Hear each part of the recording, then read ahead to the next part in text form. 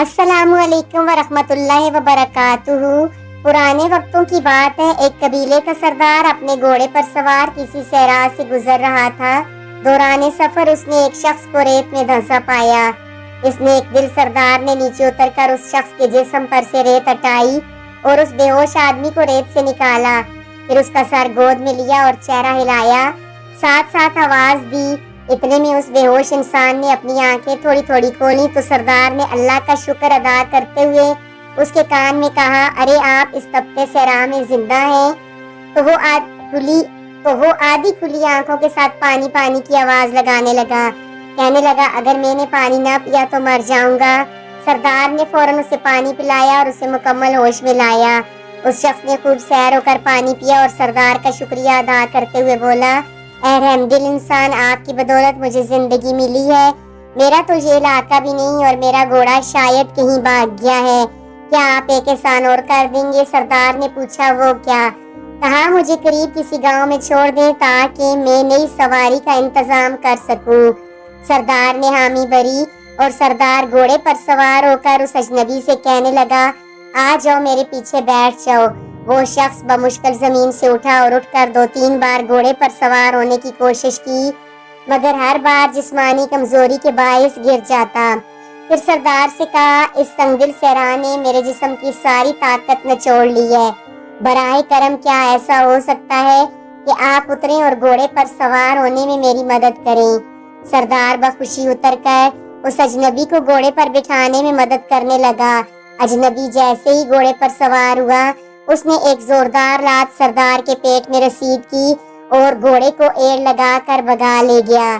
सरदार ने पीछे से आवाजें दी तो उस अजनबी शख्स ने रुक कर कहा, शायद तुम शर्मिंदगी महसूस कर रहे हो कि एक अजनबी के हाथों धोखा कैसे खा गया। सुनो, मैं तो एक डाकू हूँ और इस महारत से ही लूटता हूँ। ये मत सोचो कि मैं तुम्हें भीख मांगने पर भी घोड़ा वापस कर दूंगा। अब ये मेरा है। सरदार ने जवाब दिया कि मैं एक कबीले का सरदार हूँ और भीख मांगना, रहम की दरखास्त करना एक सरदार की शान के खिलाफ होता है।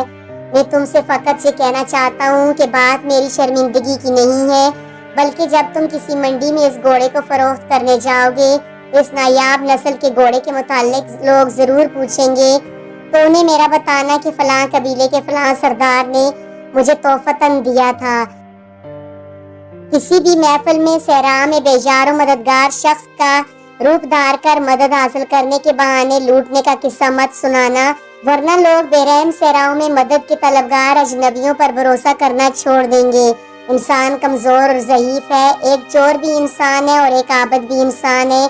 एक बादशाह भी इंसान है और एक गदागर भी है। एक अता करने वाला सखी और एक कशकोल उठाए मांगने वाला फकीर भी इंसान है। अदालत के मनसबे कज़ा पर फैसला करने वाला जज भी और मुजरिम को सजा दिलवाने वाला वकील और मुजरिम को बचाने की कोशिश करने वाला वकील भी इंसान है।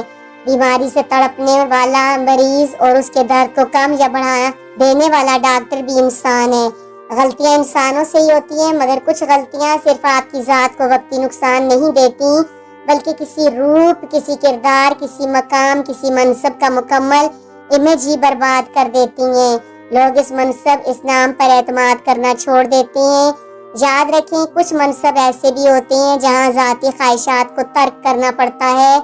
नबी मुकर्रम सल्लल्लाहु ताला अलैहि वसल्लम के कितने जामे अल्फाज हैं कि तुम में से हर एक निगरान है जो उसके जिम्मा है और उससे उस बारे क़यामत के रोज सवाल होगा। हम आज अपनी नाकामियों का बोझ भी दूसरों पर डालना चाहते हैं। खुदारा ऐसा मत कीजिए।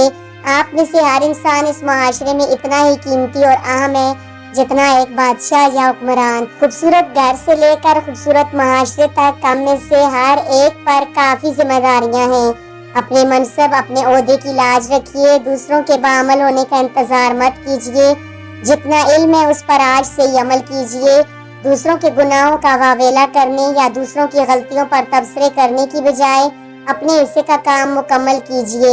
ऐसा ना हो कि आप भी गलत हो जाएं और फिर जिंदगी वजाहतों की नजर हो जाए। हकूक पूरे कीजिए, मामलात दुरुस्त कीजिए। आप शागिर्द हैं या औलाद हैं, आप वालिद हैं या उस्ताद हैं, आप माँ हैं या बाप हैं, आप दुकानदार हैं या खरीदार हैं, आप मजदूर हैं या ठेकेदार हैं, آپ فنکار ہیں یا کارساز ہیں، کچھ بھی ہیں، کاری ہیں یا لکھاری ہیں، آپ اپنی حیثیت اپنے دائرے میں کچھ ذمہ داریاں رکھتے ہیں، بس ان کو اس نے خوبی سے سر انجام دیجیے اور عطا ہوئے منصب کی لاج رکھیے تاکہ کوئی اس منصب کو گالی نہ دے۔